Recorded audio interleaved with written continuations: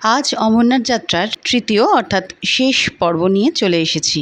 4-5 দিনের প্রাকৃতিক বিপর্যয়ের পর আজ আবার চলা শুরু। আগের ব্লগটা শেষ করেছিলাম শেষনাগের ক্যাম্পে, যেখানে তুষারপাতের জন্য ওদের যাওয়াটা বেশ খানিকটা পিছিয়ে গেছিল, কিন্তু আজ রোদ ঝলমলে সকালে সবাই খুব খুশি, কারণ আজ আবার সামনে এগোনোর দিন। এই দিনের যাত্রা শুরু হয় দুপুর 12টা থেকে। ওই যে দূরে দেখা যাচ্ছে সমস্ত টেন্টগুলো শেষনাগের।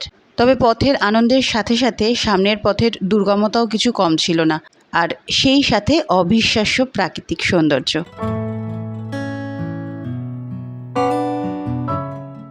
এটা হচ্ছে ওদের টিম, শানের সাথে প্রশান্ত, রঞ্জিত দা আর গৌতম দা। সামনের রাস্তার গ্লেশিয়ারগুলো দেখো, এইভাবে চলতে চলতে গ্লেশিয়ারগুলো প্রায় এক মানুষ সমানও উঁচু। এই গ্লেশিয়ারটা পুরো শানের সমান সমান, কোথাও কোথাও গিয়ে মানুষের একটা মানুষের থেকেও উঁচু উঁচু। শেষনাগ লেককে পেছনে ফেলে আজ ওরা চলেছে পঞ্চতরণীর দিকে। আর শেষনাগ থেকে পঞ্চতরণী যেতে পড়বে মহাগুণাটপ। তবে এই সামনের দিকে এগিয়ে যাওয়ার জন্য ভারতীয় সেনাকে বারবার ধন্যবাদ দিলেও সেটা কম। প্রাকৃতিক বিপর্যয়ের জন্য বরফের রাস্তা আটকে গিয়েছিল, ওরা বরফ কেটে এই রাস্তা করে দিয়েছে যাতে যাত্রীরা, অমরনাথ যাত্রীরা সামনের দিকে এগোতে পারে। হেলিকপ্টার করে যেসব যাত্রীরা যাচ্ছেন তারাও চলেছেন আকাশপথে, পায়ে পায়ে পথ চলা আর এগিয়ে যাওয়া অমরনাথ গুহার উদ্দেশ্যে।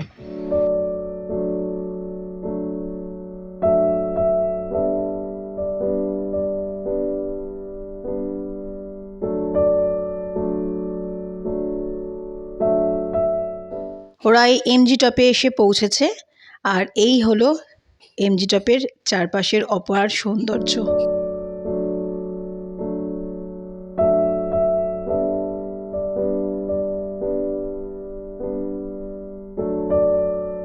এখানেও রয়েছে আর্মি ক্যাম্প, যেখানে যাত্রীদের অক্সিজেন পরিষেবা দেওয়া থেকে অন্যান্য কোনো হেলথ ইস্যু হলে হেল্প করার জন্য এই ক্যাম্পগুলো। আর সেরকম কোনো কমপ্লিকেটেড হেলথ ইস্যু হলে ওরা এখান থেকে নিচে নামানোর ব্যবস্থা করে।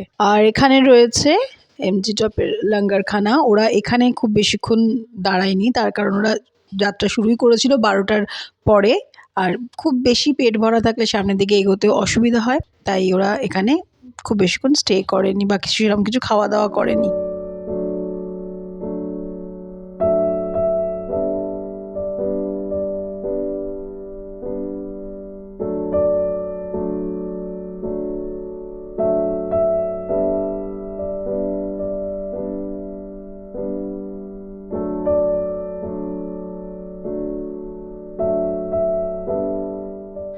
চারপাশের অপরূপ সৌন্দর্য আর মাথার উপর স্বচ্ছ নীল আকাশ, এই প্রাকৃতিক সৌন্দর্যই এই দুর্গম পথ চলাকে খানিকটা হলেও স্বস্তি দেয়।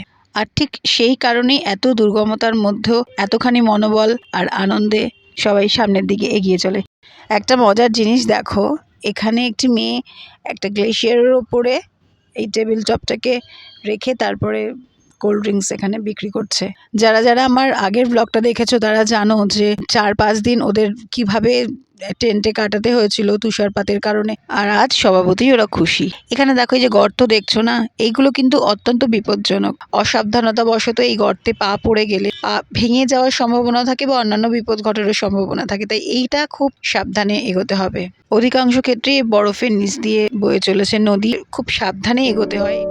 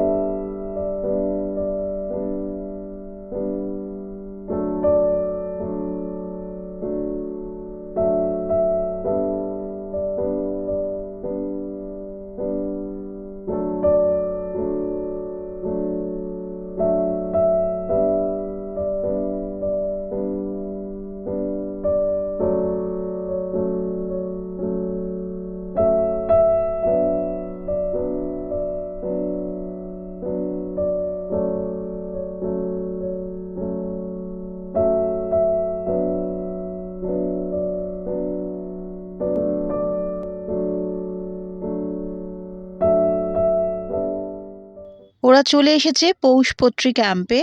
পেহেলগাঁও হয়ে অমরনাথ যাওয়ার পথে সবথেকে সুন্দর ক্যাম্প এটা। এখানে সমস্ত রকমের খাবার দাবার তুমি পেয়ে যাবে। অবশ্যই সেখানে কোথাও ননভেজের ব্যবস্থা নেই। বিভিন্ন রকমের ফ্রুটস, ড্রাই ফ্রুটস, চাইনিজ, আরও না জানি কত কী। আর শুধুমাত্র খাবার দাবারের সুব্যবস্থা রয়েছে তাই নয়, এখানে বডি ম্যাসাজ, পা ম্যাসাজ এই সমস্ত কিছুর মাধ্যমে এতদিনের যে যাত্রীদের একটা ক্লান্তি, তার থেকে একটা রিল্যাক্সেশনের ব্যবস্থা। পৌষপত্রী ক্যাম্পে ওদের পৌঁছাতে প্রায় 4টে বেজে গেছিলো। এখান থেকেও ওদের বেরোনোর একটা তাড়া ছিল, কারণ আজ ওদেরকে পঞ্চতরণী পৌঁছাতেই হবে আর ক্রমশ সন্ধ্যা হয়ে আসছিল। এখানে ওরা খুব হালকা খাবারই খেয়েছিল, যেহেতু সামনে আরও পথ চলা বাকি ছিল। তাই কোনো রকম একটু সামান্য কিছু ফ্রুটস জাতীয় কিছু খেয়ে আবার ওরা সামনের দিকে এগোতে শুরু করলো।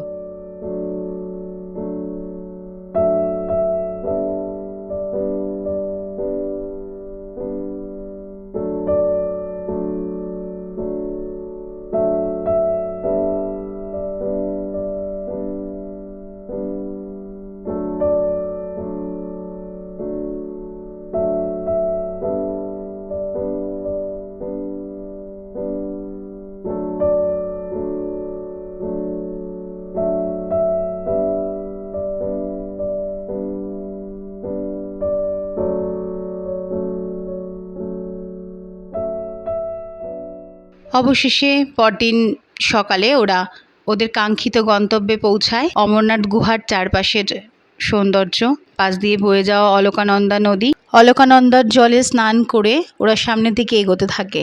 এখানেই ওদের ফোন জমা রেখে যেতে হয়েছিল, কারণ গুহার কাছাকাছি বা গুহার মধ্যে ফোন নিয়ে যাওয়ার অনুমতি নেই। যে দূরে দেখা যাচ্ছে অমরনাথ গুহা। এই দীর্ঘ পথের কষ্ট, বিপদ, বাধা সমূহ সব কিছুকে পেরিয়ে ওরা এই অবধি পৌঁছেছে। তোমরা নিশ্চয়ই অনুভব করতে পারছো ওদের মনের আনন্দ, অনুভূতি সবটা।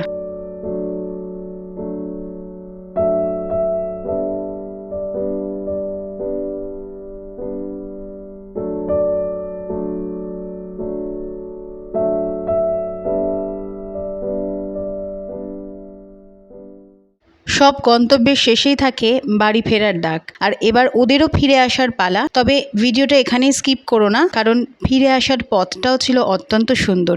শেষ পর্যন্ত আমার সাথে থাকার জন্য তোমাদের সকলকে অনেক অনেক ধন্যবাদ। চলো এবার ফেরার পথের প্রাকৃতিক সৌন্দর্য উপভোগ করা যাক।